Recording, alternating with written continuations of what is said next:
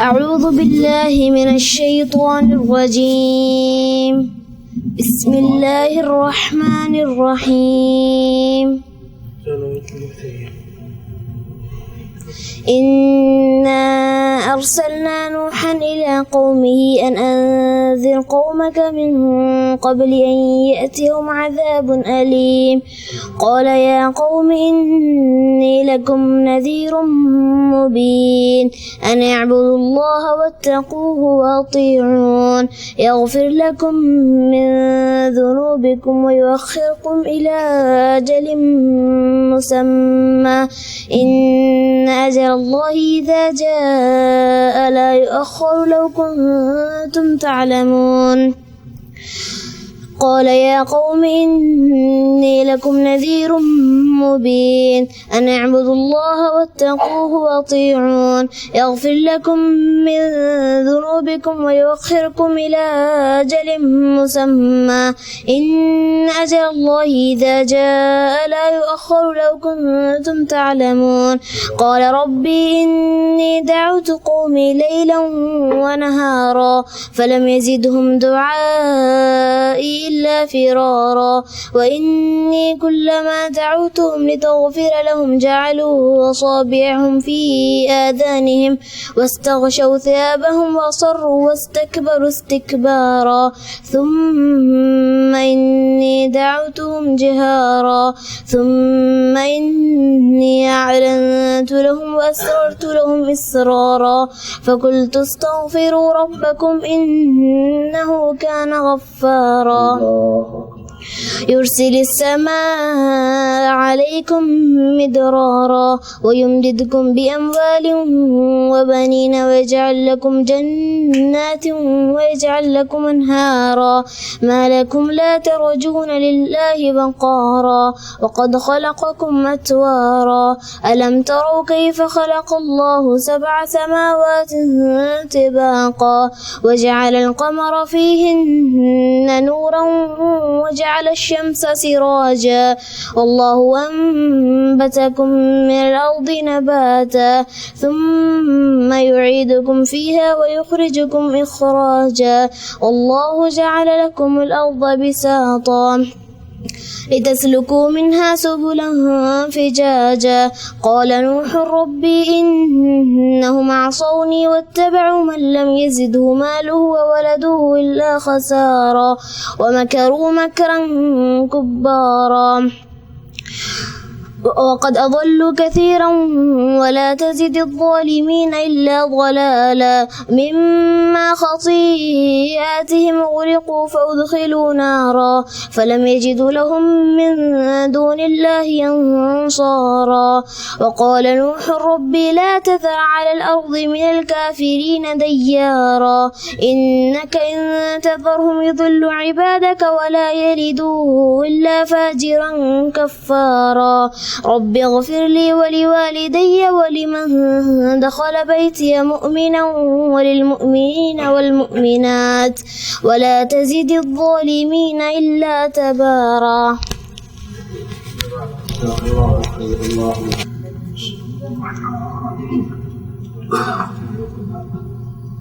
السلام عليكم ورحمة الله وبركاته.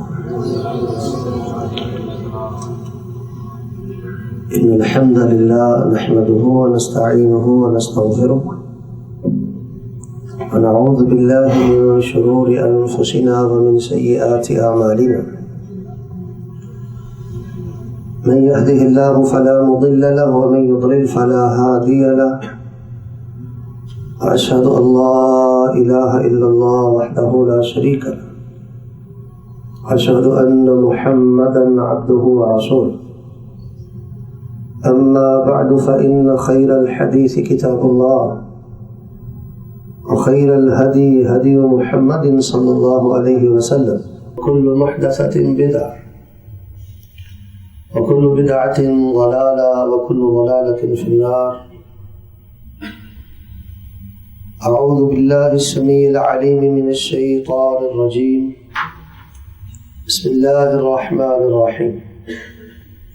يا أيها الذين آمنوا استعينوا بالصبر والصلاة إن الله مع الصابرين. حمد و ثنا کے کلمات اللہ جل و علا کے لیے، جس کائنات کا خالق، مالک اور قابض ہے، فعال لما یرید ہے، اور علی کل شیء قدیر۔ درود و سلام امام الاولین والآخرین، امام الانبیاء والمرسلین، امام المجاہدین والمتقین، امام الحرمین والقبلتین، امام الثقلین، امام الشیخین، امام الحسن والحسین، امامنا فی الدنیا و امامنا فی الآخرہ و امامنا فی الجنہ، محمد بن عبداللہ صلوات اللہ علیہ وسلم، صلی اللہ علیہ وآلہ وسلم۔ رحمت اور بخشش کی دعا آل رسول، اہل بیت، اصحاب رسول، تابعین اعظام، اولیاء کرام، ائمہ دین، محدثین، بزرگان دین، رحمہم اللہ تبارک و تعالی اجمعین۔ جی وقار سامعین حضرات، اللہ تبارک و تعالی کی توفیق سے آپ درس قرآن و حدیث میں تشریف فرما ہے۔ نہایت ہی خوش نصیبی کی بات ہے کہ ایمان کی حالت میں اللہ اور اس کے رسول کی باتوں کو سننے کی سعادت نصیب ہو جائے۔ آپ کی آمد کی بہت زیادہ خوشی ہے، لیکن سب سے زیادہ خوشی اس بات کی ہے کہ اس وقت آپ کی مجلس میں رحمت کے فرشتے بھی موجود ہیں۔ دائیں بائیں دیکھنا، بولنا پلیز بند کر دیں اور موبائل بھی اپنے آف کر لیں۔ کسی بھائی کی اب آواز نہیں آنی چاہیے۔ قرآن پڑھا جائے گا، احادیث پڑھی جائیں گے، آنے والے احباب آتے رہیں گے۔ انتظامی امور بھی اب بعد میں کریں، تشریف رکھیں تاکہ نہایت سنجیدگی کے ساتھ اللہ اور اس کے رسول کی بات کی جائے۔ اللہ کے حضور میں دعا کرتا ہوں کہ الہ العالمین آج کا ہمارا اپنے دین کے لیے یہ ہمارا بیٹھنا قبول کرتے ہوئے اللہ ہماری زندگی بھر کے گناہ معاف کر دے۔ جامع ترمذی میں ایک حدیث ہے، نبی رحمت فرماتے ہیں کہ اللہ تبارک و تعالی مسافر کی دعا کو رد نہیں کرتے۔ تو جو مکے کا مسافر ہو، حرم کا مسافر ہو، تو پھر یہ نور علی نور ہے۔ تو میں دعا کرتا ہوں اس حدیث سے پورا فائدہ اٹھاتے ہیں کہ الہ العالمین اپنے فضل و کرم سے ہمارا عقیدہ، ہمارا عمل اور ہماری دین کی محبت قبول کرتے ہوئے اللہ ہماری مستقبل آئندہ زندگی کے تمام گناہ معاف کر دے۔ اور سب سے اہم دعا جو میں یہ سمجھتا ہوں کہ آپ بھی اس دعا کو اپنی دعا میں شامل کریں کہ ہم کل قیامت کے روز اللہ تبارک و تعالیٰ کو حساب نہیں دے سکتے۔ اگر کوئی 2 سجدے کرنے کے بعد، کچھ چند فتوے دینے کے بعد، کوئی 2 ڈگریاں لینے کے بعد ذہن میں یہ خمار ہے نا کہ اب میں کچھ بن چکا ہوں، کوئی حساب و کتاب کر لوں گا، خسرت دنیا والآخرہ، سمجھ لیں دنیا بھی برباد ہو گئی ہے اور آخرت بھی برباد ہو گئی۔ اور نیک انسان کی نیکی کی سب سے بڑی دلیل یہ ہوتی ہے کہ وہ جتنا بڑا عالم ہوتا ہے، جس قدر زیادہ اس کا تعلق باللہ مضبوط ہوتا ہے، وہ اس قدر زیادہ متواضع ہوتا ہے، وہ اس قدر زیادہ سنجیدہ ہوتا ہے، خلق خدا کی محبت اس کے دل میں ہوتی ہے، اس کو آخرت اس قدر زیادہ بے چین کر دیتی ہے جس بندے کی نیکی میں حسن ہوتا ہے اور قبولیت ہوتی ہے۔ تو بار صورت تیسری دعا میں یہ کرتا ہوں کہ الہ العالمین ہم آپ کو قیامت والے دن حساب نہیں دے سکتے، دنیا میں حساب کر دیتے ہیں کہ ہم جیسا گناہگار، خطا کار، سیاہ کار کوئی نہیں، لیکن تیری عزت کی قسم ہے مولا، اگر ہمارے جیسا گناہگار کوئی نہیں تو تیرے جیسا غفار بھی کوئی نہیں۔ جہاں آپ نے ہمیں اتنی نعمتیں بن مانگے عطا کی ہیں، سچی بات ہے، آپ مجھے بتائیں کہ جو نعمتیں اللہ تعالیٰ نے ہمیں بن مانگے عطا فرمائی ہیں، اگر ہم ان نعمتوں کو شمار کرنا چاہیں تو ہم میں سے کوئی بندہ بھی ان نعمتوں کو شمار نہیں کر سکتا۔ تو تو اے رحیم و کریم حنان و منان، اتنی نعمتیں آپ نے بن مانگے دی ہیں، ایک نعمت ہم بکاری آپ سے مانگتے ہیں کہ یا الہ العالمین کل قیامت والے دن ہم اپنی غفلتوں کی وجہ سے انبیاء و رسول اولیاء کے سامنے ذلیل و خوار نہ ہو جائیں۔ اللہ اپنی کمال رحمت کر کے ہمیں بغیر حساب کے اپنی جنت کا داخلہ نصیب فرما، بغیر حساب کے جنت کا داخلہ نصیب فرما، بغیر حساب کے جنت کا داخلہ نصیب فرما۔ یہ جو میں نے 3 دفعہ دعا کی ہے، میرے پیش نظر ایک صحیح البخاری کی حدیث ہے، توجہ میری طرف رہی تو انشاءاللہ بات سمجھ آئے گی۔ یہ بھی چیز آداب میں شامل ہوتی ہے کہ جو بات کر رہا ہے نا توجہ اس کی طرف ہو۔ صحیح البخاری میں ایک حدیث ہے، نبی رحمت علیہ السلام فرماتے ہیں کہ جب مومن بندہ، اس حدیث کا معنی و مفہوم یہ ہے کہ جس بندے کے عقیدے میں شرک نہ ہو اور کاروبار میں حرام نہ ہو، وقال 3 مرات، اور وہ بندہ 3 دفعہ یہ بات کہے اے میرے اللہ مجھے جنت دے دے، پھر وہ کہتا ہے میرے اللہ مجھے جنت دے دے، پھر وہ تیسری دفعہ کہتا ہے یا اللہ تیری جنت کی بڑی آس ہے، بڑی امید ہے، بڑا چاہ ہے، بڑا شوق ہے، انی اسألک الجنہ، اللہ مجھے جنت دے دے۔ بخاری کے الفاظ ہیں جب تیسری دفعہ کہتا ہے نا اللہ مجھے جنت دے دے، قالت الجنہ، تو جنت بول کے کہتی ہے یا اللہ یہ مجھے اتنے پیار سے مانگ رہا ہے، مجھے دے ہی دے۔ تو میری اور آپ کی جو دعائیں اٹک گئی ہیں، لٹک گئی ہیں، اس کی ایک بنیادی وجہ یہ ہے کہ ہم یہ گلہ تو بہت کرتے ہیں، قاری صاحب 15 سال ہو گئے بیٹا نہیں ملا، 10 سال ہو گئے قرضہ نہیں اترا، فلاں پرابلم ہے۔ سچی بات یہ ہے کہ ہم اصرار کے ساتھ، تکرار کے ساتھ، استمرار کے ساتھ، پورے یقین کے ساتھ اللہ تبارک و تعالیٰ سے دعا ہی نہیں کرتے، وگرنہ اصرار کے ساتھ، تکرار کے ساتھ، استمرار کے ساتھ، پورے یقین کے ساتھ اللہ تبارک و تعالیٰ کو آواز دی جائے تو اللہ تبارک و تعالیٰ اپنی رحمت کے ساتھ اپنے بندے کی دعا کو، اس کے دل کی آس امید کو کبھی بھی خالی اور نامراد نہیں لٹاتے۔ تو اللہ تعالیٰ کے حضور میں دعا کرتا ہوں یا الہ العالمین آج کی ہماری برکت کو، مجلس کو بابرکت مجلس بنانا، اور ہمارے سارے گناہ معاف کر کے ہمیں بغیر حساب کے اپنی جنت کا داخلہ نصیب فرما۔ سچی بات ہے کہ جب بھی آپ سے ملاقات ہوتی ہے اور دین کی بات کرنے کی سعادت نصیب ہوتی ہے، میں ایک عجیب روحانیت اور حلاوت محسوس کرتا ہوں۔ یہ محض اللہ کی رحمت ہے، اللہ کا فضل ہے۔ اور جو موضوع میں آپ کے پیش خدمت کرنے کا ارادہ رکھتا ہوں، سچی بات ہے ہر فرد کو، ہر گھر کو اور معاشرے میں فی زمانہ جو ہمارے حالات ہیں، میں سمجھتا ہوں کہ سب سے زیادہ ضرورت اس موضوع کی ہے جو میں آپ کے پیش خدمت کرنے کا ارادہ رکھتا ہوں۔ اور ہماری زندگی، بلکہ تمام زندگی کے تمام مسائل کا حل بھی اس موضوع میں ہے۔ جن لوگوں کو یہ موضوع سمجھ آ گیا ہے، عجیب حلاوت ہے ان کی زندگی میں، عجیب مٹھاس ہے ان کی زندگی میں، بظاہر وہ تنگ دست ہیں، بظاہر وہ مقروض ہیں، بظاہر وہ پریشان حال ہیں، لیکن اس موضوع کے سمجھنے کی وجہ سے، اس موضوع پر عمل کی وجہ سے اللہ تعالیٰ نے ان کو ایک روحانی لذت ایسی دے رکھی ہے کہ جو بادشاہوں کو محلات میں بھی نصیب نہیں ہوتی۔ تو احباب گرامی قدر، کامیابی کا راز، اگر آپ دنیا میں کامیاب ہونا چاہتے ہیں، صرف یہ کامیابی نہیں ہے کہ بندہ مکے کا ویزا لے کے مکے میں آ جائے۔ ہمارے ہاں ایک ادھوری کامیابی کا تصور ہے، ہم سمجھتے ہیں کہ سعودیہ کا ویزا مل جائے یا کسی اور کنٹری کا ویزا مل جائے، محض ویزا مل جانا، جاب مل جانا، اچھا کاروبار مل جانا، بھئی یہ کامیابی نہیں ہے۔ سب سے بڑی کامیابی، چوٹی کی کامیابی، کہ میں اگر یہ بات کہوں تو میں سچی بات کرتا ہوں کہ اس میں ایک ذرہ مبالغہ نہیں، سب سے بڑی کامیابی کلمہ پڑھنے کے بعد یہ ہے کہ اللہ تبارک و تعالیٰ کسی بندے کے دل میں نفل نماز کا شوق پیدا کر دے۔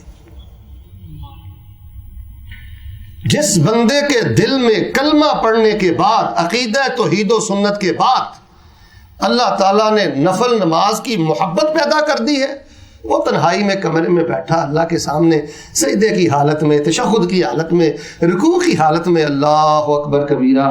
مکہ کے رہنے والوں میں ایک حدیث پڑھا تھا نسائی شریف میں، یہ صحیح حدیث ہے، صحابی رسول بیان کرتے ہیں کہ میں ایک دفعہ رسول اللہ صلی اللہ علیہ وسلم کے ساتھ رات کی نماز میں نے اللہ کے پیغمبر کی دیکھی، تو آپ علیہ السلام نے رکوع اتنا لمبا کیا جتنی دیر میں تم سورۃ البقرہ پڑھتے ہو۔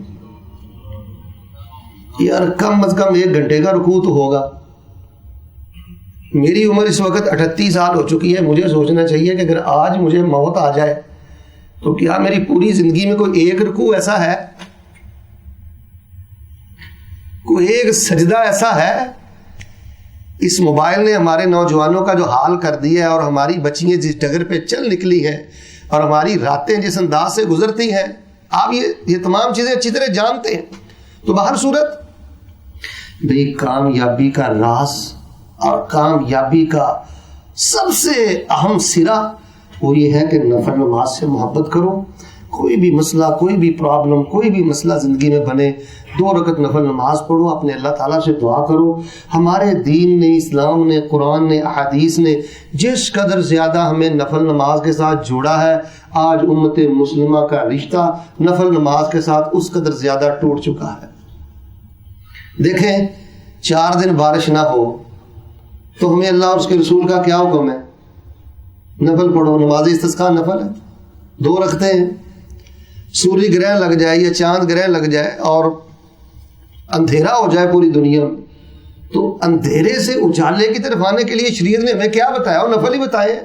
صلاۃ الخسوف ہے, صلاۃ الکسوف ہے, یہ نماز استخارہ ہے. کوئی بھی پرابلم, کوئی بھی مشکل ہے, 2 رکعتیں ادا کریں, دعائے استخارہ پڑھیں. تو دین اسلام نے ہمیں جس قدر زیادہ نفل نماز کے ساتھ جوڑا تھا, آج ہمارا رشتہ اس قدر زیادہ کمزور ہے. اور یقین مانے اتنی اہمیت کی حامل ہے, یہ 2 رکعت نماز کی اتنی فضیلت ہے. امام البانی رحمہ اللہ نے ایک صحیح حدیث کو نقل کیا, مر النبی صلی اللہ علیہ وسلم بقبر دفن حدیثا, اللہ کے رسول علیہ الصلوۃ والسلام ایک قبر کے قریب سے گزرے, وہاں نا مردے کو نیا نیا دفن کیا گیا تھا. آپ نے فرمایا میرے صحابہ وہ 2 رکعت نماز کہ جس کی تم پرواہ نہیں کرتے, جس کو تم اہمیت نہیں دیتے, جس کو تم معمولی سمجھتے ہو, یہ جو بندہ قبر میں پڑا ہوا ہے, اگر اس کو 2 رکعت نماز کا ثواب دے دیا جائے تو یہ ثواب اس کے ہاتھ دنیا اور دنیا کے خزانوں سے کئی گنا بہتر ہے. اور فجر کی سنتوں کے بارے میں آپ نے سنا نہیں ہے, رکعتي الفجر خیر من الدنیا, کہ دنیا اور دنیا کے خزانے بھی مل کر, دنیا کے ریال ایک طرف, ڈالر ایک طرف, پیسے روپے ایک طرف, درہم و دینار ایک طرف, اور جواہر سونا چاندی ایک طرف, اور صبح کی 2 سنتیں ایک طرف. جو انسان صبح اٹھ کر فجر کی جماعت سے پہلے 2 سنتیں ادا کر لیتا ہے, فرمایا دنیا اور دنیا کے خزانے بھی مل کے اس کی عزت کا مقابلہ نہیں کر سکتے. اگر آپ صبح اٹھ کے 2 سنتیں پڑھ لیتے ہیں تو پھر یہ ٹینشن نہ رکھو کہ بیمار ہو, یہ نہ سوچو کہ تنگ دست ہو, یہ نہ سوچو کہ مقروض ہو, یہ نہ سوچو کہ حالات بڑے ڈاؤن ہیں. اللہ آپ پہ بڑا راضی ہے, اتنا آپ اللہ کے ہاں قدر اور مقام پیدا کر چکے ہیں کہ کرون کے خزانے بھی آپ کے قدموں کے خاک کا مقابلہ نہیں کر سکتے. تو احباب گرامی قدر, آج کی ساری گفتگو کا خلاصہ یہ ہے کہ نفل نماز سے محبت کریں, یہ کامیابی کا راز ہے, اور یہ اللہ تعالیٰ کی رحمتوں کو حاصل کرنے کا آسان ترین ذریعہ ہے. اور یہ جو میں نے ابھی قرآن شریف کی آیت پڑھی ہے, اس میں بھی اللہ تعالیٰ مجھے اور آپ کو بڑی محبت کے ساتھ کیا ارشاد فرماتے ہیں. قرآن مجید کی اس آیت پہ غور فرمانا, یا ایھا الذین آمنوا استعینوا بالصبر والصلاۃ ان اللہ مع الصابرین, او ایمان والو مدد طلب کرو, مشکل آئے گی, پریشانی آئے گی, مصیبت آئے گی, بیماری آئے گی, قرض آئے گا, مرض آئے گی, تمام مشکلات سے آپ کو گزرنا پڑے گا. استعینوا بالصبر والصلاۃ, مدد طلب کرنی ہے تو صبر سے مدد طلب کرو, نفل نماز پڑھ کے مدد طلب کرو. ان اللہ مع الصابرین. ہمارے ماحول معاشرے میں بر صغیر پاک و ہند میں یہ جو لوگ چھلے ڈالتے ہیں, کڑے ڈالتے ہیں, تویزات پہنتے ہیں, یہ یا علی مدد کے نعرے لگاتے ہیں, دیکھیں قرآن پاک نے یہ نہیں کہا کہ ایمان والوں جب مشکل آئے تو یا علی مدد کے نعرے لگاؤ, ایمان والوں مشکل آئے تو تویز پہن لو, ایمان والوں مشکل آئے تو فلاں قبر کا طواف کر لو, ایمان والوں مشکل آئے تو فلاں چھلا کڑا پہن لو. یہ نہیں کہا. فرمایا استعینوا بالصبر والصلاۃ. اگر مشکل میں اللہ سے مدد لینے کا سچا ارادہ ہے, صبر کر کے مدد طلب کرو, نماز پڑھ کے مدد طلب کرو. یہ اللہ تبارک و تعالی نے حکم دیا ہے. تو جو شخص مشکل حالات میں نماز چھوڑ دیتا ہے, نفل چھوڑ دیتا ہے, سجدوں کے ذریعے, رکوع کے ذریعے اللہ تعالیٰ سے مدد طلب نہیں کرتا, وہ اللہ تبارک و تعالیٰ کے حکم کا نافرمان ہے. اور جب رسول رحمت علیہ السلام مکے میں تھے تو قرآن مجید میں اللہ تعالیٰ نے کیا فرمایا کہ یہ جو مشرکین مکہ آپ کے خلاف باتیں کرتے ہیں ہم سب سنتے ہیں جانتے ہیں. فسبح بحمد ربک وکن من الساجدین. اے میرے حبیب کسی گالی کا جواب گالی سے نہیں دینا, کسی غیبت کا جواب غیبت سے نہیں دینا. فسبح بحمد ربک وکن من الساجدین. تسبیح کرو, نفل نماز پڑھو, دشمنوں کو زیر و ذلیل کرتے ہوئے آپ کی عزت کے جھنڈوں کو میں قیامت تک کے لیے بلند کر دوں گا. شریک کا برادری ہے, کوئی غیبت خور ہے, میرے بھائی اس کا حل یہ ہے اپنے نوافل بہتر کریں, اپنے سجدے بہتر کریں, اپنے رکوع بہتر کریں, اپنے قیام کو بہتر کریں. تو نفل نماز کا سب سے بڑا فائدہ پتہ کیا ہوتا ہے؟ چند فائدے میں آپ کو بتاتا ہوں. سب سے بڑا فائدہ یہ ہوتا ہے کہ جو شخص تنہائی میں نفل نماز پڑھتا ہے نا, 2 رکعت نفل نماز پڑھتا ہے, اور یہ جو سنن و روابط ہیں رواتب ہے, فجر سے پہلے کی 2 رکعتیں, زور سے پہلے کی 2 رکعتیں, زور کے بعد کی 4 رکعتیں, مغرب کے بعد کی 2 رکعتیں, عشاء کے بعد کی 2 رکعتیں, نماز وتر ہے, نماز تہجد ہے, نماز اشراق ہے, صلاۃ الاوابین ہے. یہ جو سنن اور رواتب ان پر ہمیشگی کرتا ہے, اس کا سب سے بڑا فائدہ یہ انسان کو ہوتا ہے کہ اللہ تبارک و تعالیٰ ایسے بندے کو اپنے قرب کی لذت نصیب فرما دیتے. میں اور آپ, ہمارے پاس سب کچھ ہے بظاہر, سب سے بڑی محرومی یہ ہے کہ اللہ کے قرب کی ہمیں لذت حاصل نہیں ہے. ورنہ یار کسی کو سلمان شاہ کی قربت مل جائے, گورنر مکہ کی قربت مل جائے, گورنر مدینہ کی قربت مل جائے, تبوک کے گورنر کی قربت مل جائے, گسیم کے گورنر کی قربت مل جائے, یا پاکستان کے کسی وزیر کی قربت مل جائے, وہ کسی ٹینشن کو ٹینشن نہیں سمجھتا, کسی مصیبت کو مصیبت نہیں سمجھتا. اس قرب کی وجہ سے, اس تعلق کی وجہ سے, اس عہدے کی وجہ سے اور پاس رہنے کی وجہ سے وہ سمجھتا ہے میں کائنات کا کامیاب ترین انسان ہوں.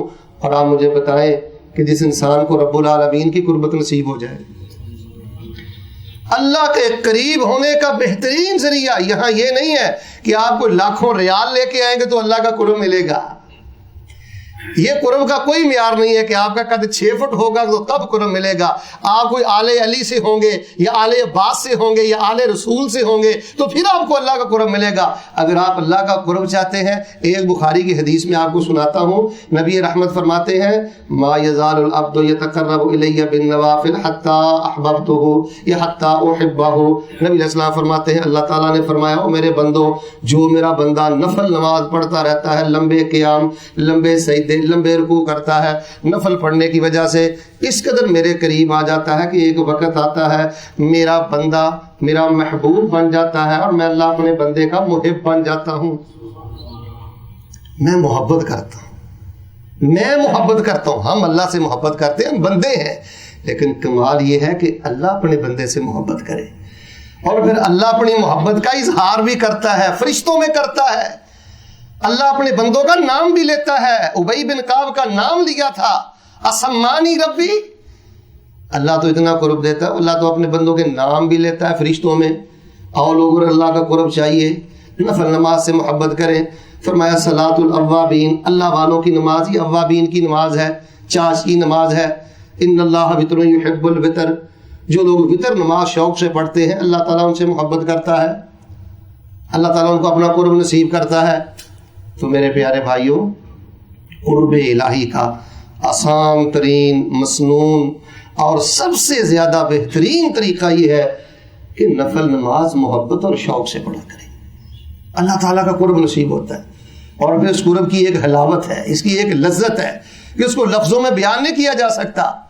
آج کے مسلمان کی سب سے بڑی محرومی یہ ہے کہ وہ اللہ تعالیٰ کے قرب کی مٹھاس سے محروم ہے, اور کائنات کا سب سے بڑا محروم ترین انسان وہ ہے کہ جو اللہ تعالیٰ کے قرب کی لذت سے محروم ہے. یا ایھا الذین آمنوا استعینوا بالصبر والصلاۃ ان اللہ مع الصابرین. نوافل سے اللہ کا قرب نصیب ہوتا ہے. کئی لوگ سوال کرتے ہیں کہ شیخ صاحب میرے دل کی بڑی خواہش ہے کہ میں اللہ تعالیٰ کا شکر گزار بندہ بن جاؤں. قرآن کہتا ہے شکر گزار بنو, نبی علیہ السلام نے فرمایا شکر گزار بنو. میری چاہت ہے کہ میں شکر گزار بنوں. اس سوال کا جواب ہمارے محدثین علماء نے کئی طرح دیا ہے.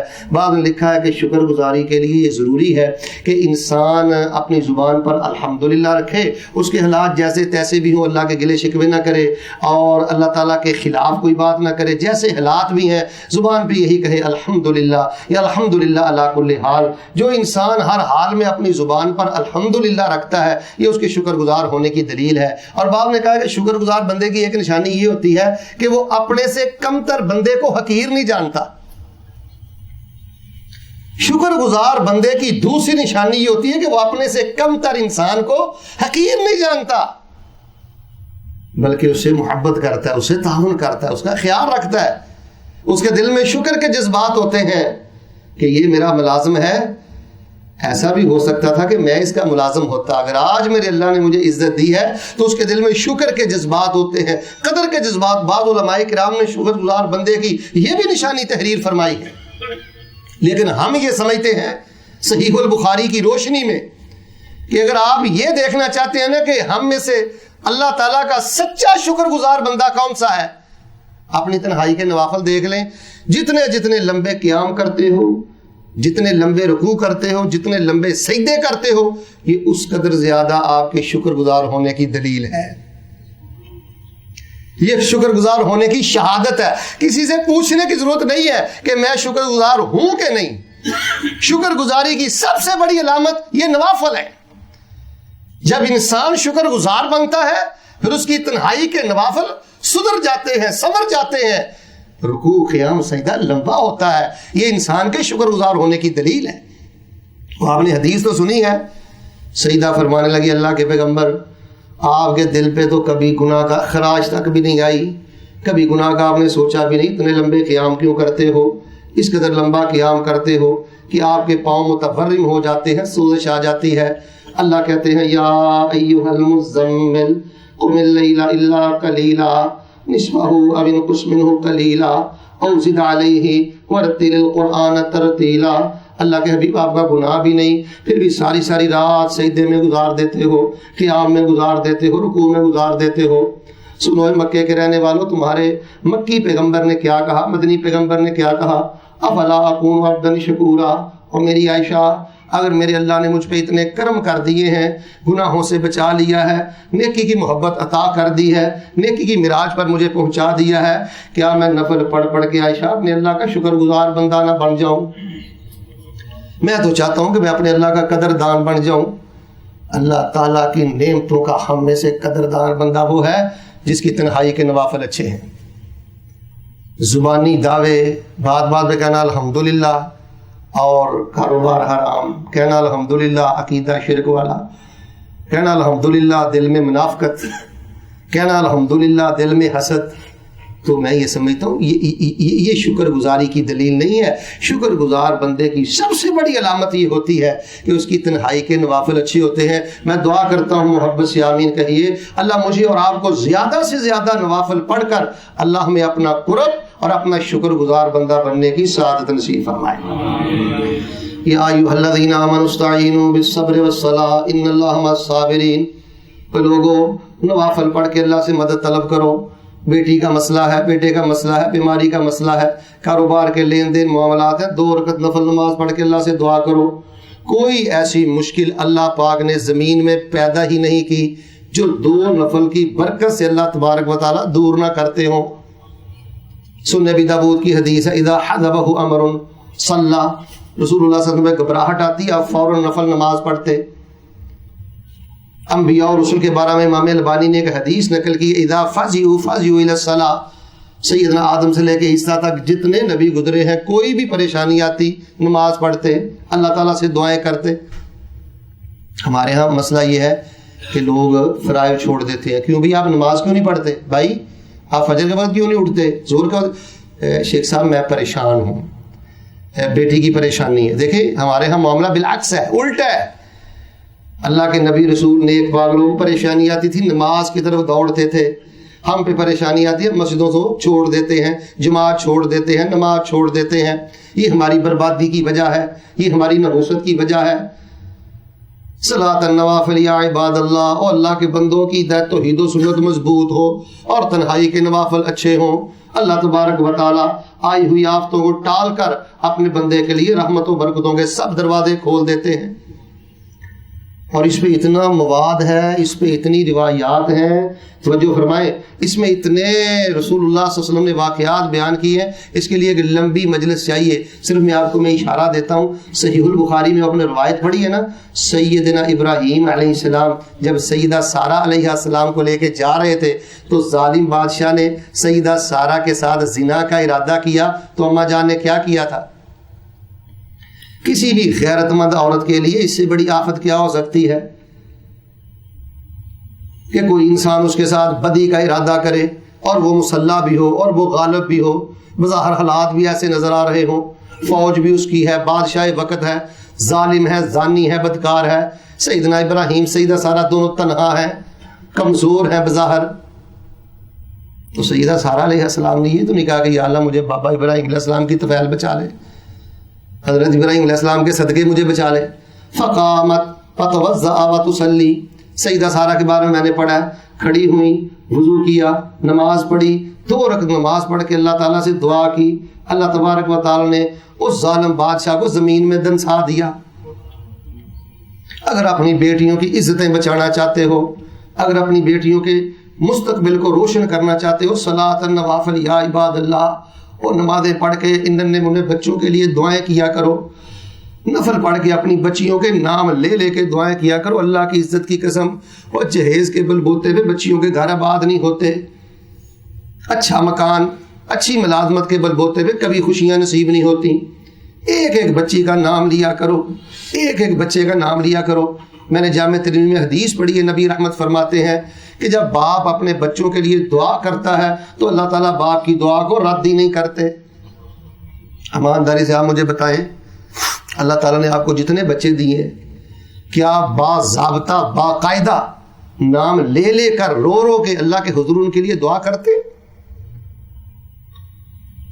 ایک ایک بچے کا نام لے کے 5 منٹ لگائیں, 10 منٹ لگائیں. اگر بیٹے کا نام عبداللہ ہے, بیٹے کا نام عبد الرحمن ہے, یا کوئی بھی بیٹی کا نام عائشہ ہے یا خدیجہ ہے یا مریم ہے یا کوئی بھی ہے, آپ 5 منٹ لگائیں 2 نفل پڑھ کے, یا اللہ اس کا مستقبل روشن کرنا, اس کی نماز کو بہتر کرنا, اللہ اس کی تلاوت کو بہتر کرنا, اس کے پردے کی حفاظت کرنا. جب ایسے ماں باپ ہوتے ہیں پھر اللہ تعالیٰ ایسی اولادوں کو کبھی ضائع نہیں کرتے. یہ جو ہم حالات دیکھ رہے ہیں, معاف کرنا, یہ والدین کی غفلتوں کا نتیجہ ہے. گھر میں خود بھی نفل نہیں پڑھتا, بیٹی بھی نہیں پڑھتی, بچے بھی نہیں پڑھتے. گھر کے حالات ایسے ہیں, جوان بچیاں 24 گھنٹے موبائل پہ, بچے موبائل پہ. یا ایھا الذین آمنوا استعینوا بالصبر والصلاۃ ان اللہ مع الصابرین. سیدنا ابراہیم علیہ السلام کی زوجہ محترمہ سیدہ سارہ نے 2 رکعتیں پڑھ کے دعا کی اور فرمایا, اے میرے اللہ میں تیرے نبی پر ایمان لائی ہوں, میں مومنہ ہوں, یا اللہ میں پاک دامن ہوں, میں نے کبھی بدی نہیں کی. اگر میرے کوئی بظاہری حالات نہیں ہے تو حی قیوم یا اللہ موجود ہے نا. لا تسلط علی ھذا الکافر, اس کافر کو مجھ پہ مسلط نہ کرنا. راشا کی بیماری اتری, جسم اس کا کانپ رہا ہے, زمین میں دھنس گیا, پھر دعا کی, باہر نکلا, پھر بدی کا ارادہ کیا, پھر اماں نے بد دعا کی, پھر دھنسا. 2-3 دفعہ یہ معاملہ ہوا. لیکن جو بات میں آپ کو بتلانا چاہتا ہوں, 2 رکعت نماز پڑھ کے دعا کرنے کی برکت کیا ہوئی؟ اللہ نے ظالم بادشاہ کو ناکام کیا. اس نے اپنی بیٹی ہاجر, کئی ہاجرہ کہتے ہیں, صحیح البخاری میں لفظ ہے ہاجر, اس کا معنی ہجرت والی نہیں. بہر صورت ہاجر بیٹی بطور خدمت دی. سیدنا ابراہیم نے ان سے نکاح کیا, ان کے بطن سے اسماعیل پیدا ہوئے اور آگے جا کر حضرت محمد رسول اللہ پیدا ہوئے. یا ایھا الذین آمنوا استعینوا بالصبر والصلاۃ. اللہ کے بندو, اللہ کو حی بھی مانتے ہو, توجہ میری طرف, اللہ کو حی بھی مانتے ہو, قیوم بھی مانتے ہو, حنان بھی مانتے ہو, منان بھی مانتے ہو, کریم بھی مانتے ہو, غافر بھی مانتے ہو, غفور بھی مانتے ہو, پھر بھی قدم قدم پہ بے چینی ہے, پھر بھی قدم قدم پہ ڈرے ڈرے رہتے ہو. وجہ کیا ہے؟ اللہ سے تعلق مضبوط نہیں. جس انسان کی تنہائی کے نوافل اچھے ہوتے ہیں وہ پوری کائنات کا اپنے کو مالک سمجھتا ہے. اخلاق سدھرتے ہیں, نوافل اچھے ہوں, دل پاک صاف ہوتا ہے, نوافل اچھے ہوں, برکتیں ملتی ہیں, نوافل اچھے ہوں. کڑی سی کڑی مصیبت میں نکلنے کا ایک ہی ذریعہ ہے, نوافل اچھے ہوں. صحیح البخاری میں وہ اللہ کا جو ولی تھا جریج, اس کا واقعہ آپ نے پڑھا ہے نا. یقیناً آپ مجھ سے زیادہ اہل علم ہیں, میں تو صرف ایک اشارہ کرتا ہوں. وہ کیا ہوا تھا, خیمہ گرا دیا اور مارا، بہت زیادہ تکلیف دی، کتنا ستایا حضرت جریج کو. کوئی ذریعہ نہیں حضرت جریج کے پاس، یہ نہیں کہا کہ میں پھونک مار کے اڑا دوں گا، ٹانگیں توڑ دوں گا تمہاری. آج کل تو یہی ڈراوے ہمیں دیتے ہیں نا برصغیر پاک و ہند میں، باز آ جاؤ ورنہ ہمارے اولیاء تمہاری ٹانگیں توڑ دیں گے. اللہ کے ولی ٹانگیں نہیں توڑتے، وہ تو جوڑتے ہیں دعائیں کر کے. کتنا ستایا سیدنا جریج علیہ السلام کو، رضی اللہ عنہ کو، رحمہ اللہ کو. تو بالآخر سیدنا جریج فرمانے لگے یار ٹھہر جو، دعونی اصلی، مار بھی لیا ہے تم نے مجھے، سنو مکے کے رہنے والوں، مار بھی لیا تم نے مجھے، میرا مکان بھی گرا دیا، میرا کوٹھا بھی گرا دیا، یار ایک منٹ ٹھہر جاؤ، دعونی اصلی، تھوڑا سا وقت دے دو، میں 2 رکعت نماز پڑھ کے اپنے اللہ سے بات کر لوں. یار کتنا یقین تھا ان لوگوں کا، کتنا اعتماد تھا ان لوگوں کو. ہمیں مولوی کے تویز پر تو یقین ہے لیکن اپنے سجدے پہ یقین نہیں ہے، اپنے رکوع قیام پہ یقین نہیں ہے. دعونی اصلی، مجھے چھوڑ دو، مجھے کوئی نماز پڑھ لینے دو. وضو کیا، 2 رکعت نماز پڑھی، اللہ تعالیٰ سے دعا کی، اور اس بچے کے فتحنا فی بطنہ، اس بچے کے پیٹ میں جا کے ایسے مارا اور کہنے لگے بتا تیرا باپ کون ہے. شیر خر بچہ بول کے کہنے لگا میرا باپ جریج نہیں ہے، میرا باپ تو فلاں جنگل کا فلاں چرواہا ہے. بچے گواہیاں دیتے ہیں نفل اچھے ہوں، بچے گواہیاں دیتے ہیں نفل اچھے ہوں. یا ایھا الذین آمنوا استعینوا بالصبر والصلاۃ، یہ نہ سوچا کرو میں گناہ گار بڑا، یہ نہ سوچا کرو کہ مجھے لمبی چوڑی دعائیں نہیں آتی. مجھے معاف کرنا، گناہ گاروں سے اللہ زیادہ پیار کرتا ہے. بیٹا گھر آئے نا، سال کا 2 سال کا گم شدہ بیٹا گھر آئے تو باپ کو کتنا چاہ چڑھتا ہے. تو حدیث شریف میں آتا ہے باپ کو اتنا چاہ نہیں چڑھتا جتنا اللہ کو اس بات کا چاہ چڑھتا ہے، خوشی ہوتی ہے کہ میرا بندہ میرے پاس واپس آیا. اعتراف کر لو یا اللہ میں نکما ہوں، میں بدکار ہوں، میں سیاہکار ہوں. یہ ساری لذت، ساری حلاوت اللہ تعالیٰ نے اعتراف میں رکھی ہے. جن لوگوں کے یہ دماغوں میں خمار ہوتا ہے نا میرے پاس علم بڑا ہے، میرے پاس عمل بڑا ہے، میرے پاس صلاحیت بڑی ہے، اللہ تبارک و تعالیٰ ان کو ایمان کی لذت اور حلاوت سے محروم فرما دیتے ہیں. یہ جو احساس ہے نا گناہ گاری کا کہ میں بڑا خطا کار.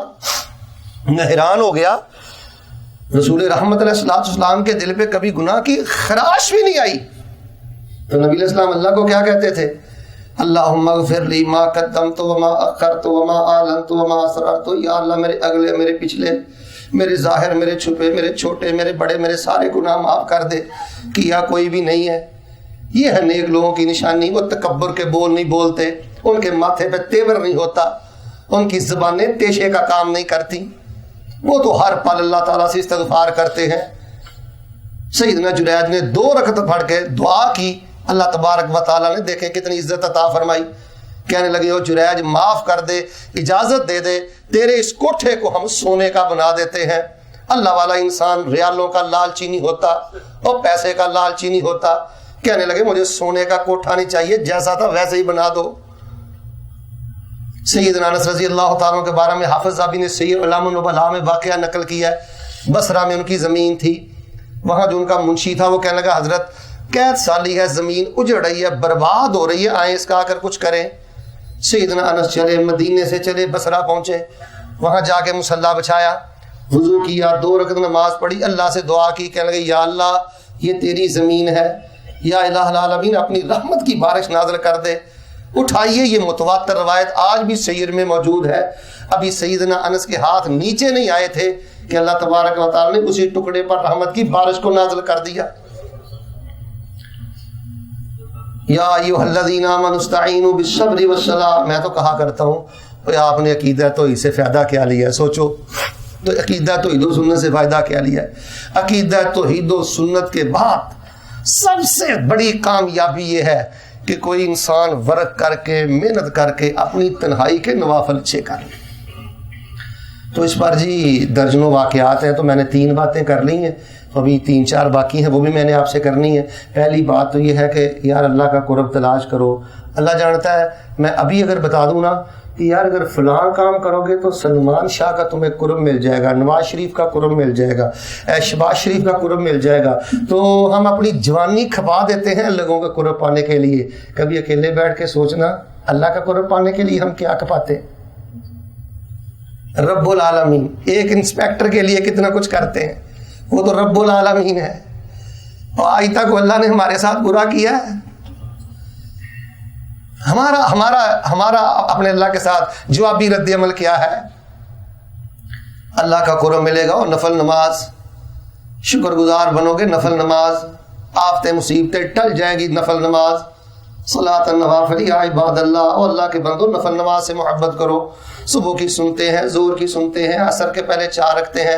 رحم اللہ عمران صلی قبل العصر اربان, اللہ کے پیغمبر دعا کرتے ہیں, ویسے ہی مسلم ہے, اے میرے اللہ میں تیرا نبی دعا کرتا ہوں قیامت تک کا جو میرا امتی عصر کی جماعت سے پہلے 4 رکعت پڑھ لیتا ہے, اللہ میں تیرا نبی دعا کرتا ہوں اس کے لیے رحمتوں کے سارے دروازے کھول دینا. ایک پیر سے دعا کے لیے کتنا کچھ کرتے ہو, ایک اچھے بندے سے دعا کروانے کے لیے کتنے ٹیلی فون کرتے ہو. تو نبی پاک کی دعا لینے کے لیے عصر سے پہلے مسجد میں آؤ, 4 رکعت نفل پڑھو, 4 رکعت ادا کرنے کے بعد یہ کہو اے میرے اللہ تیرے نبی کی سنت اور حدیث پہ عمل میں نے کر لیا ہے, رحمت کے دروازے تو کھول دے. اور یہ پیار کی باتیں اللہ سے کرنی سیکھو, جیسے بیوی سے باتیں کرتے ہو, جیسے اپنے بھائیوں سے باتیں کرتے ہو, دوستوں سے باتیں کرتے ہو. یہ راز نیاز اکیلے بیٹھ کے اپنے اللہ سے کیا کرو. یا ایھا الذین آمنوا استعینوا بالصبر والصلاۃ ان اللہ مع الصابرین.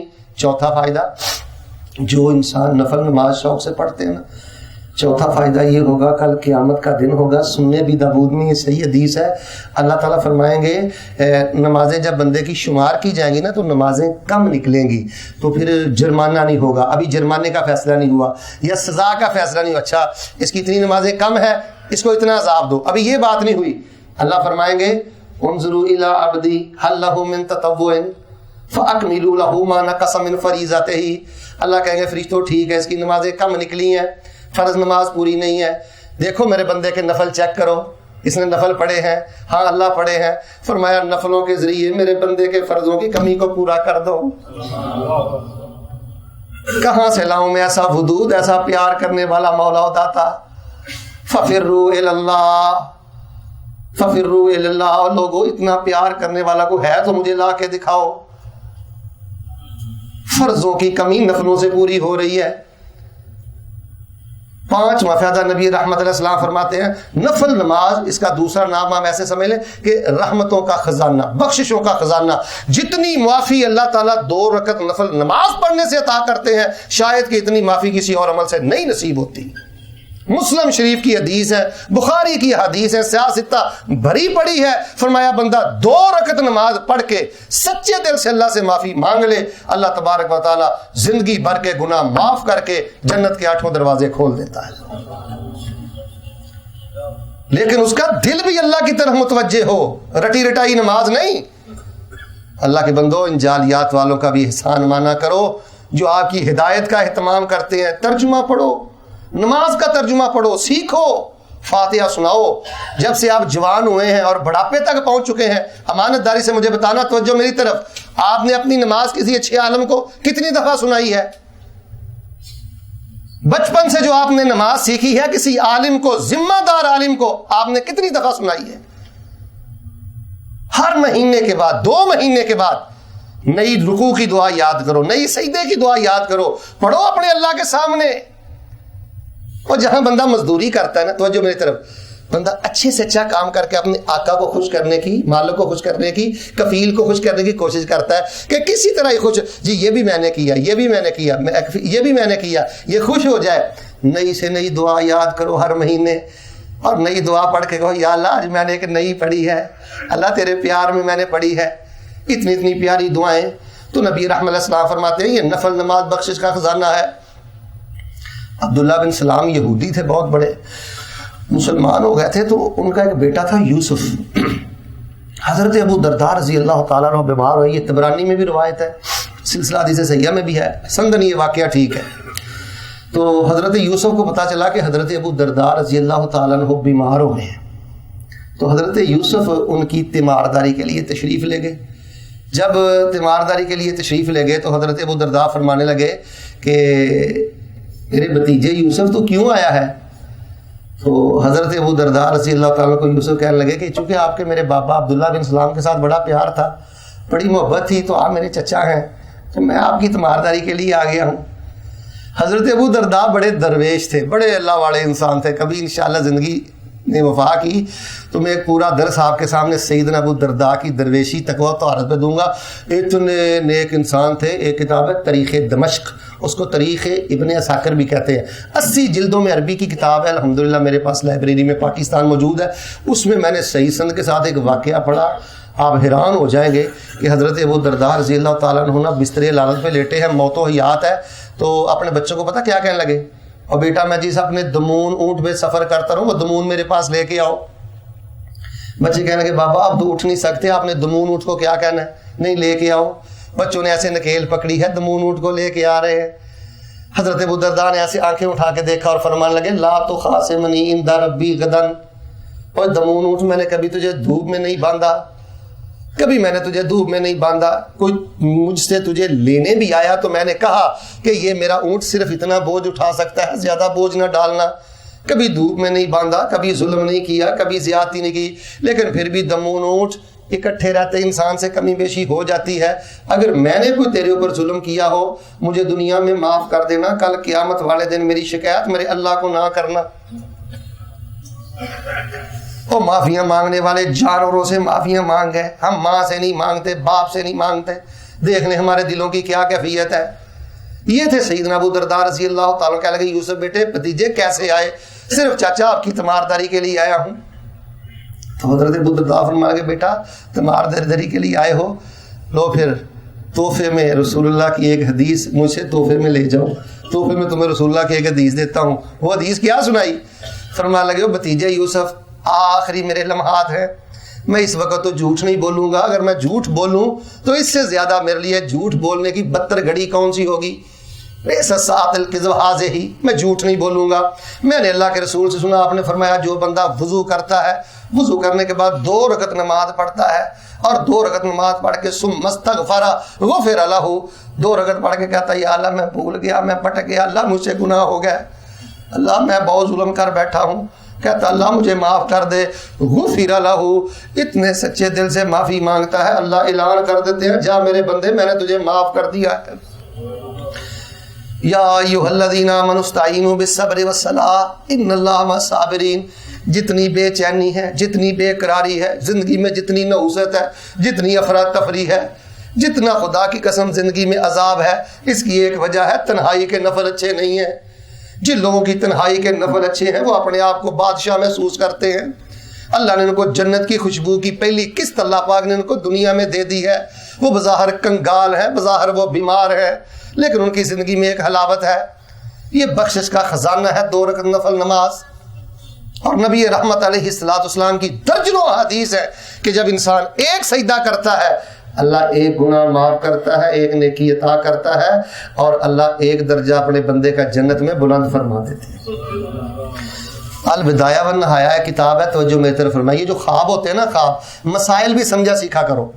خواب دین میں حجت نہیں، مجھے آج خواب آیا ہے تو میں اس سے کوئی شریعت سازی شروع کر دوں، یہ درست نہیں۔ لیکن نیک لوگوں کے خوابوں کو بیان کرنا اور اس سے عبرت حاصل کرنا، یہ ہمارے اسلاف کا طرز ہے، ان کا منہج ہے۔ امام بخاری کے خواب ہے، احمد بن حنبل کے خواب ہے۔ اس مسئلے کو سمجھ لیں۔ کئی لوگوں نے تو اپنے پورے مذہب کی بنیاد خوابوں پہ رکھی ہے، یہ بھی غلو ہے۔ اور سرے سے کسی کی خواب سے فائدہ نہ اٹھانا، یہ بھی بہت بڑا غلو ہے۔ میں آپ کو ایک خواب بیان کرتا ہوں۔ ملکہ زبیدہ مکہ میں رہتے ہیں نا، مکے کی بات کرتے ہیں۔ ملکہ زبیدہ حج کے لیے آئی، جب میدان عرفات میں وہ ٹھہری تو اس نے دیکھا کہ حاجی لوگ نا پانی کے لیے نا بڑی پرابلم محسوس کرتے ہیں۔ تو اس نے کہا کہ بھئی کسی طرح کوئی نہر کا اہتمام ہو سکتا ہے عرفات میں۔ بتایا گیا کہ حنین سے تقریباً 35-40 کلومیٹر بنتا ہے، وہاں سے پہاڑوں کے ذریعے نہر آئے گی تو اس میں خرچہ بہت زیادہ آئے گا۔ وہ نہر زبیدہ آپ نے نام سنا ہوگا، ہارون الرشید کی اہلیہ تھی، بڑی نیک خاتون تھی۔ انہوں نے کہا ٹھیک ہے اس نہر کو کھودو اور پانی کا اہتمام کرو، اللہ کے مہمانوں کو تکلیف نہیں ہونی چاہیے۔ انجینئر کہنے لگے، مہندس کہنے لگے اس دور کے، بی بی خیال کر ایک ایک ضرب پہ ایک ایک دینار کا خرچہ آئے گا، کہنے لگی اللہ کے مہمانوں کے لیے پانی کا اہتمام کرو، ایک ایک ضرب پہ ایک ایک دینار کا خرچہ آئے گا، زبیدہ وہ بھی ادا کرے گی۔ نہر زبیدہ تیار ہو گئی، مختصر بڑی نیک صالح خاتون تھی، فوت ہو گئی۔ کسی عزیز نے خواب میں دیکھا تو پوچھا تیرے اللہ نے تیرے ساتھ کیا سلوک کیا ہے؟ تو نے تو نہر زبیدہ کھدوائی تھی اور نیک لوگوں کو پانی پلایا تھا، یہاں تو رحمتیں اتنی ملتی ہیں، کوئی کتے کو پانی پلا دے تو اللہ جنت دے دیتا ہے، تو نے حاجیوں پر اتنی نیکی کی ہے، تجھے تو اللہ نے بڑا شان دیا ہوگا، بڑا مقام دیا ہوگا، معاف کر دیا ہوگا۔ جواب میں وہ کہنے لگی اس کی وجہ سے مجھے جو رتبہ ملا ہے سو ملا ہے، مجھے تو میرے اللہ نے ایک عمل پر معاف کر دیا ہے، میں رات کو سونے سے پہلے 2 نفل پڑھ کے سوتی تھی، اللہ کی جلالت اور کبریائی کو یاد کر کے، کبھی میں اپنے بستر پہ نہیں لیٹی 2 نفل پڑھے بغیر۔ اللہ نے اس عمل کی وجہ سے میرے زندگی بھر کے گناہ معاف کر دیے ہیں، رحمتوں کے سارے دروازے کھول دیے۔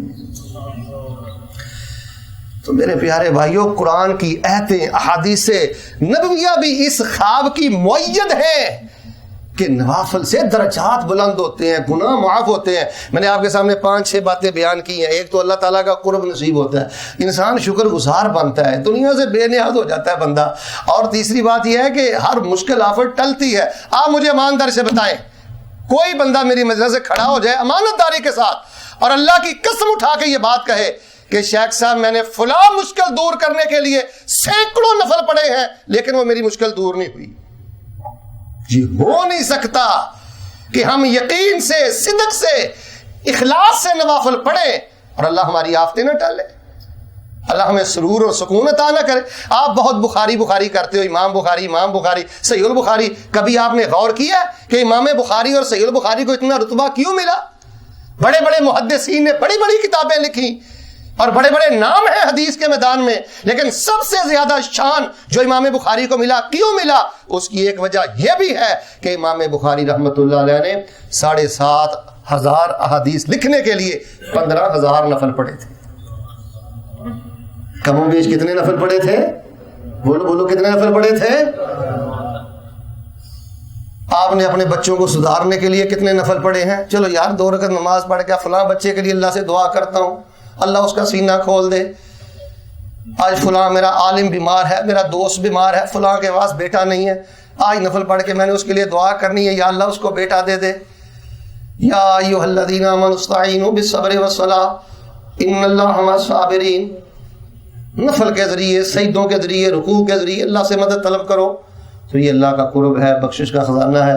اور یقین مانے جو لوگ نفل نماز شوق سے اور محبت سے پڑھتے ہیں ان کو رسول رحمت علیہ السلام کی شفاعت نصیب ہوگی۔ مسند احمد میں ایک حدیث ہے، صرف میں آپ کو اشارہ کیے دیتا ہوں۔ ایک رسول اللہ صلی اللہ علیہ وسلم کا خادم تھا، لوٹے میں پانی رکھتا، مسلح بچاتا، رسول اللہ کام کاج کرتا۔ ایک دفعہ نبی علیہ السلام فرمانے لگے الک حاجہ، بھئی تیری کوئی ضرورت بھی ہے؟ کہنے لگا ہے۔ سبحان اللہ، آپ دیکھیں اس نے ضرورت کیا بتائی ہے۔ یہ جملہ اس نے 1400 سال پہلے کہا ہے لیکن ایمان آج بھی تازہ ہوتا ہے۔ اس نے کیا کہا؟ آپ نے تیری کوئی ضرورت ہے، آپ کا خیال ہوگا کہ کوئی کمبل، کوئی بستر، کوئی جوتا یا وہ گھر کا کوئی معمولی سا معاملہ ہے، میں حل کر دوں گا، غریب بچہ۔ اللہ کا آ جا، بھائی تیری کوئی ضرورت ہے؟ کہنے لگا ہاں اللہ کے نبی ہے۔ سنو مکے والو، نبی رحمت کو کیا کہتا ہے؟ کہنے لگا ہاں میری ضرورت ہے۔ ضرورت میری کیا ہے؟ ان تشفع علی یوم القیامہ، اللہ کے نبی میری ایک ضرورت ہے، قیامت والے دن میری شفاعت کر دینا۔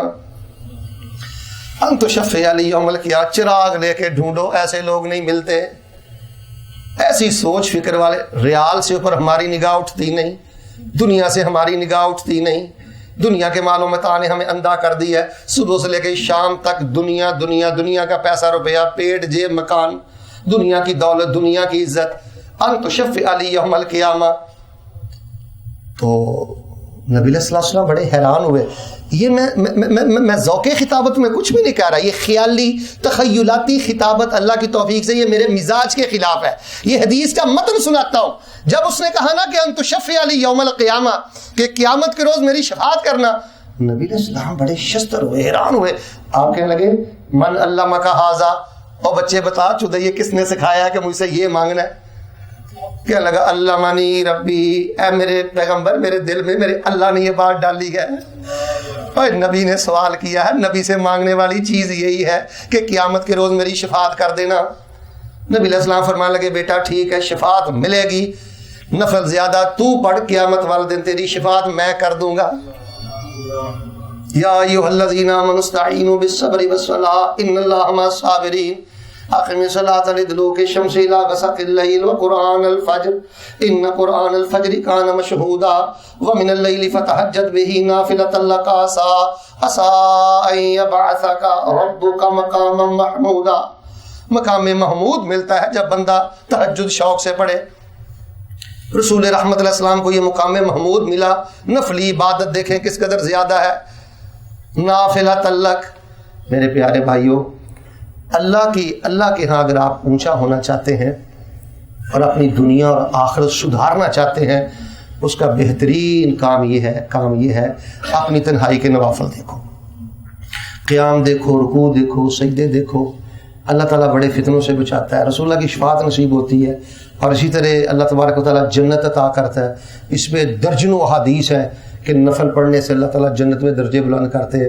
بلکہ آپ نے حضرت بلال والی روایت نہیں سنی کہ آپ نے فرمایا کہ میں نے خواب میں دیکھا، معراج میں نہیں، خواب کی بات ہے، یہ بات ذہن میں رکھیں. خواب میں ایک دفعہ بھی نہیں دیکھا، یہ بھی نکتے کی بات ہے. آپ نے کئی دفعہ بلال کو دیکھا ہے. آپ نے فرمایا میرے بلال، میں جب بھی اللہ کی جنت میں گیا ہوں تجھے میں نے اپنے آگے پایا ہے. بلال کرتے کیا ہو؟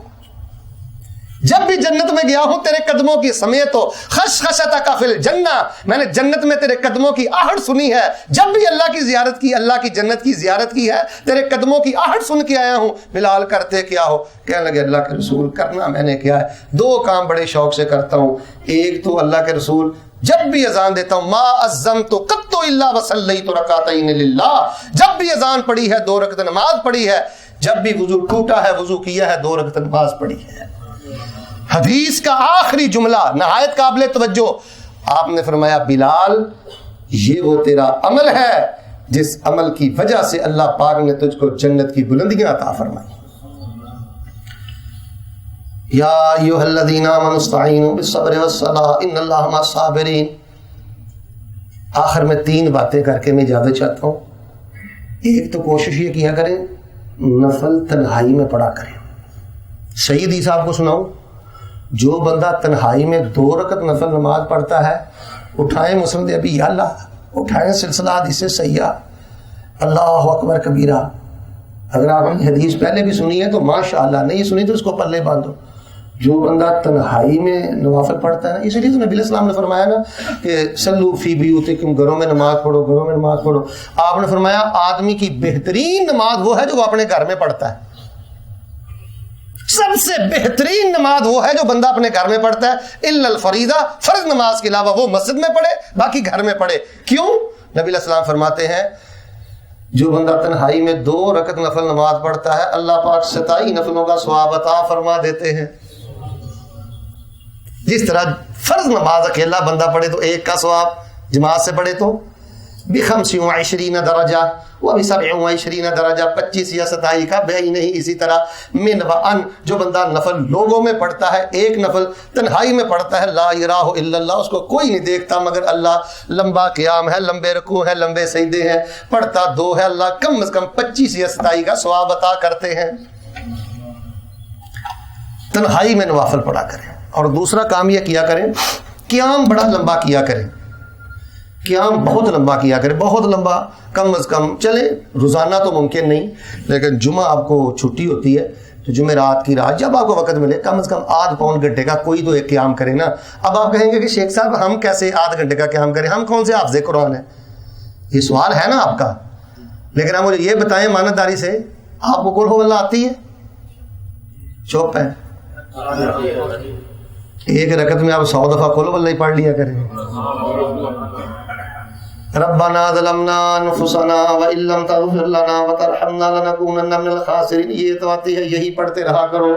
ربنا لا تزغ قلوبنا بعد اذ هديتنا وهب لنا من لدنك رحمة انك انت الوهاب. یہی پڑھتے رہا کرو. ربنا آتنا فی الدنیا حسنہ وفی الآخرۃ حسنہ وقنا عذاب النار. پوچھو مکے کے علماء سے، نفل نماز میں 1 رکعت میں 1 آیت کو پڑھنا، بار بار پڑھنا، جھوم جھوم کے پڑھنا، رو رو کے پڑھنا، یہ نبی علیہ السلام کی نادر سنت ہے، محبوب سنت ہے اور پاکیزہ سنت ہے. 1 آیت کو پڑھتے، جھوم جھوم کے پڑھتے، ساری ساری رات گزر جاتی. نہیں کو چاہتا تو قل ہو اللہ ہی پڑھ لو، اور نہیں کو چاہتا تو آیت الکرسی ہی بار بار پڑھتے رہو. کیا کوئی زندگی میں ایک نفل بھی آپ نے ایسا پڑھا ہے جس میں آپ نے 1000 دفعہ قل واللہ پڑھی ہو، وہ 500 دفعہ پڑھی ہو، کوئی 100 دفعہ پڑھی ہو، کوئی 10 دفعہ پڑھی ہو، کوئی 50 دفعہ پڑھی ہو؟ یا ایھا الذین آمنوا استعینوا بالصبر والصلاۃ ان اللہ مع الصابرین. اللہ کی عزت کی قسم اٹھا کے کہتا ہوں 25 سال ہو گئے ہیں دین پڑھتے پڑھاتے، اس دین میں مجھے اس سے زیادہ لذت والی کوئی چیز نہیں ملی کہ جس انسان کی تنہائی کے نوافل اچھے ہوتے ہیں اللہ اس بندے کے لیے خیر کے سارے دروازے کھول دیتا ہے. اس اسلام کی سب سے بڑی دریافت یہی ہے، سب سے بڑی تربیت یہی ہے. نبی علیہ السلام کی پوری زندگی آپ دیکھ لیں، نبی علیہ السلام نفل پڑھ کے نکلتے سفر کے لیے. جب نبی علیہ السلام مدینے میں آتے سب سے پہلے اپنی ازواج مطہرات کے حجروں میں جاتے یا مسجد نبوی میں جاتے؟ صحیح مسلم مسجد نبوی میں جاتے، یصلی رکعتین. پھر نبی پاک گھر میں آتے. نبی علیہ السلام فرماتے ہیں میرے اللہ نے مجھے کہا میرے بندوں کو بتا دو میرے حبیب اور کام کاج پہ جانے والوں، اپنے ہوٹلوں سے جب نکلتے ہو، کمروں سے جب نکلتے ہو، 2 نفل پڑھ کے تم نکلا کرو، تمہاری سب ضرورتیں میں تمہارا رب خود پوری کر دوں گا. وہ چلو روزانہ نہیں پڑھ سکتے تو ہفتے میں 1 دفعہ پڑھ لیا کرو. یا ایھا الذین آمنوا استعینوا بالصبر والصلاۃ ان اللہ مع الصابرین. تو احباب گرامی قدر، ایک تو تنہائی میں نوافل پڑھیں، اور دوسری کرنے والی بات یہ ہے کہ قیام لمبا کیا کریں. اور قیام لمبا کرنے کا طریقہ آخری دونوں معوذتین قل اعوذ برب الفلق اور قل اعوذ برب الناس. کس کس بھائی کو یاد ہے ہاتھ کھڑا کرے، جس چیز کو یاد ہے؟ سب کو یاد ہے؟ یہی پڑھتے رہا کریں، بار بار پڑھتے رہا کریں. لو ماشاءاللہ یہ بھی مشکل حل ہو گئی. اب رکوع میں کیا کرنا ہے؟ سبحان ربی العظیم ہی پڑھتے رہا کریں. سبوح قدوس رب الملائکۃ. ابھی میں نے آپ کو حدیث سنائی ہے، اتنا لمبا رکوع کیا جتنی دیر میں ایک قاری قرآن سورۃ بقرہ پڑھتا ہے. تو یہ کم از کم پون گھنٹہ تو ہوگا جی. اگر آرام سے بندہ ٹھہر کے پڑھے سورہ بقرہ تو کتنی دیر میں پڑھتا ہے؟ جوش خطاب، مجھے کوئی خطابت کا جوش نہیں، آپ سے ویسے باتیں کر رہا ہوں. ویسے آپ مجھے بتائیں کم از کم گھنٹہ پون گھنٹہ تو لگ جاتا ہے نا؟ زیادہ لگ جاتا ہے. تو کوئی ایسا ایک رکوع ہے میرے اور آپ کے پاس؟ اگر ہم آج سے پہلے مر چکے ہوتے سوچو تو کتنی محرومی تھی. یا ایھا الذین آمنوا استعینوا بالصبر والصلاۃ. یہ تمہارا رب کہتا ہے لمبے نفل پڑھو، لمبے قیام کرو، لمبے سجدے کرو. اور آخری بات یہ ہے کہ جب آپ نوافل ادا کر رہے ہوتے ہیں اس وقت سننے ابن ماجہ کی، مسند احمد کی اور دیگر جوامع مسانید کی چند روایتوں کو سامنے رکھا کریں. ہم اہل الحدیث تعویل نہیں کرتے. اللہ تعالیٰ کی صفات کے بارے میں ہم وہی کہتے ہیں جو الفاظ میں موجود ہے، نہ ہم تمثیل مثال کرتے ہیں. نبی علیہ السلام فرماتے ہیں کہ جب بندہ سجدہ کرتا ہے تو اللہ کا چہرہ اپنے بندے کے سامنے ہوتا ہے. اللہ کا چہرہ بندے کے، بولو اللہ کا چہرہ بندے کے. یار کبھی آپ نے اس حدیث پہ غور کیا؟ ایک روایت میں نے پڑھا ان الرحمت تواجہہ، اور جب بندہ نماز میں ہوتا ہے اللہ کی رحمت بندے کے سامنے متوجہ ہوتی ہے، بندے کے بالکل سامنے ہوتی ہے. تو میرے پیارے بھائیوں، جتنا مجھے وقت دیا گیا تھا 1 گھنٹے میں، میں نے اللہ کی توفیق سے آپ کے سامنے ایک ننھا منھا سبق رکھا ہے. یہ بھولا ہوا سبق ہم یاد کر لیں، اس میں ہماری دنیا اور آخرت کی بھلائی ہے. نوافل سے محبت کریں. اچھا ایک بات مجھے بتائیں، آپ پاکستان، انڈیا یا بنگلہ دیش ٹیلی فون گھر کریں گے اور اپنی بچیوں کو، گھر والوں کو بھی انشاءاللہ بتائیں گے نا بھائی گھر یہ بھی صرف پیسے روپے کی بات ہی نہ کیا کرو، یہ بھی پوچھا کرو کہ بیٹیوں کی نوافل کی کیا پوزیشن ہے، بچوں کی نوافل کی کیا کیفیت. کم کم بیوی کو پوچھا کرو کہ اللہ کی بندی میں پردیس میں ہوتا ہوں عزت بچانے کے لیے، یا مطلب ہے کہ سب معاملہ ڈیل کرنے. یہ نفل سب سے بڑی قوت طاقت ہے. نفل پڑھتی ہو تو یہ سارے معاملات گھر بھی آپ ڈسکس کریں. اگر آپ کی بچی نوافل پڑھتی ہے، آخری جملہ، آپ کی بچی نفل پڑھتی ہے، آپ کے بچے نوافل پڑھتے ہیں، بیوی آپ کی نوافل پڑھتی ہے، آپ کائنات کے خوش نصیب ترین انسان ہیں. واللہ فزتا، دنیا آخرت میں آپ کامیاب ہو گئے ہیں. اللہ تعالیٰ کے حضور میں دعا کرتا ہوں کہ اللہ تعالیٰ مجھے اور آپ کو کثرت کے ساتھ نوافل پڑھنے کی توفیق عطا فرمائے، اور جو سنن ہے، رواتب ہیں، نوافل ہے، اللہ تعالیٰ شوق سے ادا کرنے کی سعادت نصیب فرمائے. ھذا ما کان عندی واللہ تبارک و تعالی اعلم بالصواب. سبحان ربک رب العزۃ عما یصفون وسلام علی المرسلین والحمد للہ رب العالمین.